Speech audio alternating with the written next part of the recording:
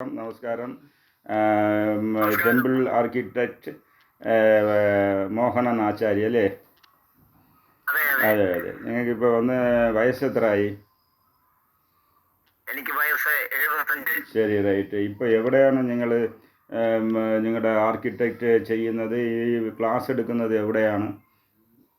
Class എടുക്കുന്നത് ഒരു വിശ്വകർമ്മ മഹാസഭയുടെ ഒരു ഓഫീസ് കെട്ടിടം കിടപ്പുണ്ട്.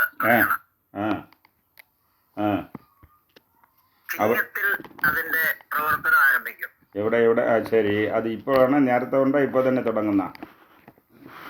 ഈ ചെങ്ങന്നൂര് ഇപ്പോഴാണ്. നേരത്തെ എവിടെയാണ് നടത്തിക്കൊണ്ടിരുന്നത്? നേരത്തെ നടത്തിക്കൊണ്ടിരുന്നത് ആലപ്പുഴ നരസിംഹപുരം ഓഡിറ്റോറിയത്തില്. ശരി, റൈറ്റ്. അപ്പോൾ അതിൽ നിങ്ങൾ ക്ലാസ് എടുക്കുന്നത് എങ്ങനെ? ഡെയിലി ക്ലാസ് ആണോ? ഇല്ല, അത് എങ്ങനെയാണ് അതിൻ്റെ ഇത്? Daily class. ഡെയിലി ക്ലാസ് എടുക്കുന്നു. അതിന് ഇപ്പോൾ നിങ്ങളുടെ ഡെയിലി ക്ലാസ് വെച്ച് എത്ര ദിവസം പഠിക്കണം ഉദ്ദേശം?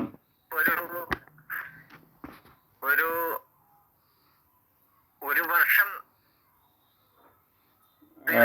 ശരി, ഒരു വർഷം. അപ്പോൾ ആഴ്ചയിൽ ഒരു ക്ലാസ്സാ, മന്ത്ലി ഒരു ക്ലാസ്സാ? ആഴ്ചയിൽ ഒരു ക്ലാസ്, രാവിലെ മുതൽ വൈകിട്ട് വരെ. രാവിലെ നിന്ന് വൈകിട്ട് ഒരാഴ്ചയിൽ ക്ലാസ്. അപ്പോൾ അതിന് എങ്ങനെ ഒരു ദക്ഷിണ ഒക്കെ ചെയ്യണമല്ലോ? അത് എങ്ങനെയാണ് നാർമലാണ് വാങ്ങുന്നത്? നേരത്തെ നടത്തിക്കൊണ്ടിരുന്നത് ആരോടും ഇത്ര വേണമെന്ന് ചോദിച്ച് മേടിക്കുന്ന ഒരു സമ്പ്രദായമല്ല. അതെ, അത് ആവശ്യമില്ല. അത് നല്ലതല്ല. ഇത് സ്പിരിച്വൽ ഇതാണ്, നല്ലതാണ്. എന്നാലും വരുന്നവർക്കും അത് ഒരു ഐഡിയ ആയിരുന്നല്ലേ, അവർ പാക്കറ്റിൽ പൈസ കൊണ്ടുവരണമല്ലോ. എന്നാലും ഒരു മിനിമം. ഇവിടെ കരുനാഗപ്പള്ളിയിലുണ്ടായിരുന്നു, ആലപ്പുഴയുണ്ടായിരുന്നു, അമ്പലപ്പുഴ ക്ഷേത്രത്തിന്റെ കിഴക്കേ നടയിൽ സത്രത്തിലുണ്ടായിരുന്നു. ശരി. ഇപ്പം നമുക്ക് ഒരു ദിവസത്തിന് ഒരു 300 റുപ്പീസ് അല്ലെങ്കിൽ എന്തെങ്കിലും പറയാമോ? അല്ല, ഒരു ഉദ്ദേശം സ്റ്റുഡൻസ് അവർ വരണമെങ്കിൽ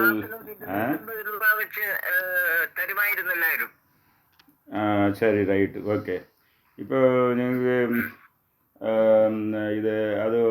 ഒരു കൊല്ലം 57 ഒരു 60 ക്ലാസ് വീക്കിലി പഠിച്ചാൽ അവർക്ക് അതിൽ ക്ഷേത്ര നിർമ്മാണത്തിൽ ഏതൊക്കെ കാര്യമാണ് അവർക്ക് നല്ല തെളിവാകും.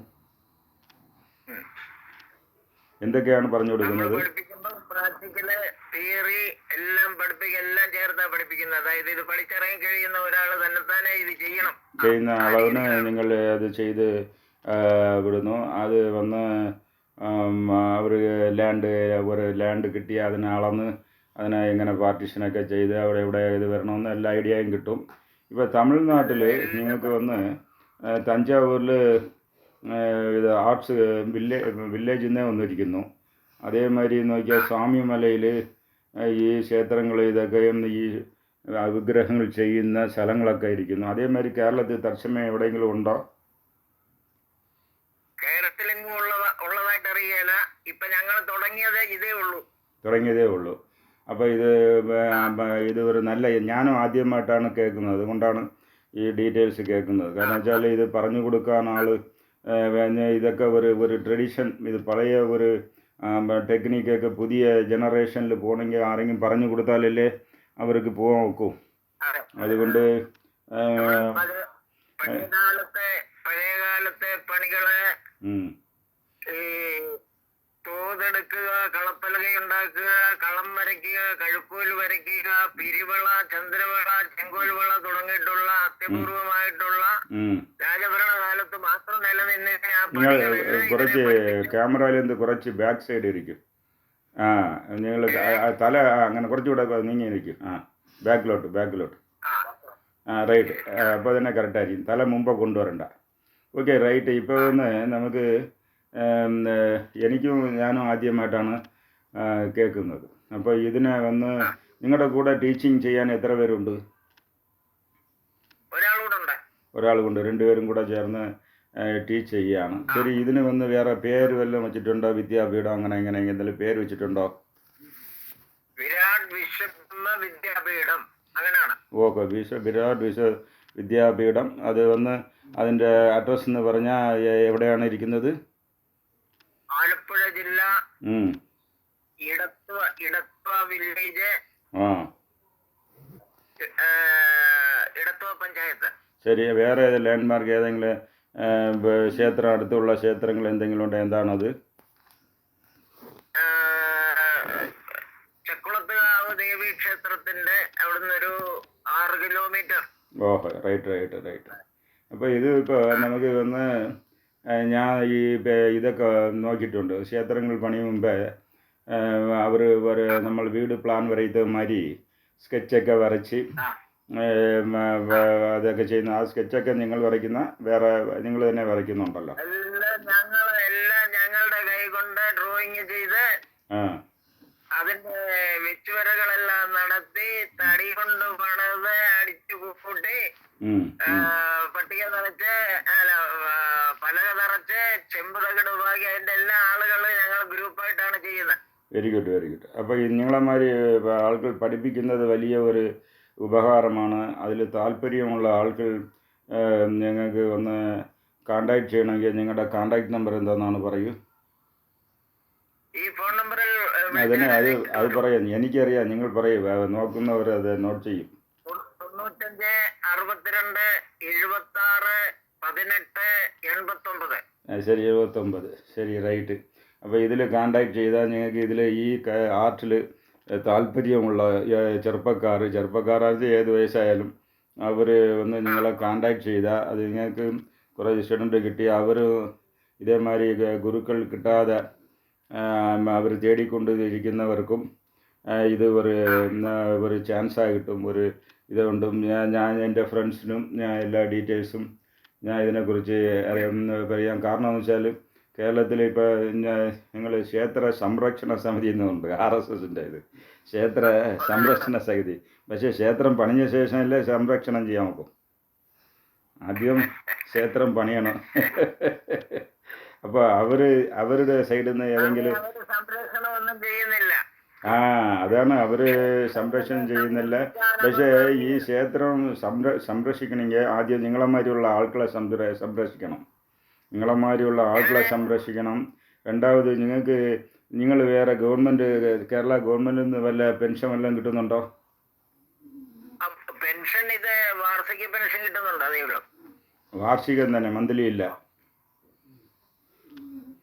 ഈ വയസ്സായവർക്ക് പെൻഷൻ ഉണ്ടല്ലോ. അതല്ല നിങ്ങൾ ഒരു ആർക്കിടെക്ചർ എന്നുള്ള മുറയിൽ ഉള്ള പെൻഷൻ വല്ലതും ഉണ്ടോ?